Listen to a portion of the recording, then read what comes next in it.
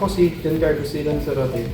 Ito ang aking output number 2. Anong klaseng pamumuno na mayroon ako? Ako ay isang coaching leadership. Dahil mahilig ako magbigay ng payo at gabay sa aking nasasakupan bawat membro ng aking organisasyon.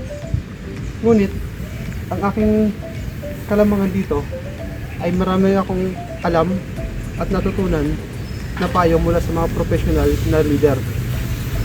Ngunit ang aking kahinaan ay minsan ang mga payo na binibigay ko at tinuturo ko sa iba ay hindi ko na-apply sa aking sitwasyon o mga nangyayari sa aking buhay.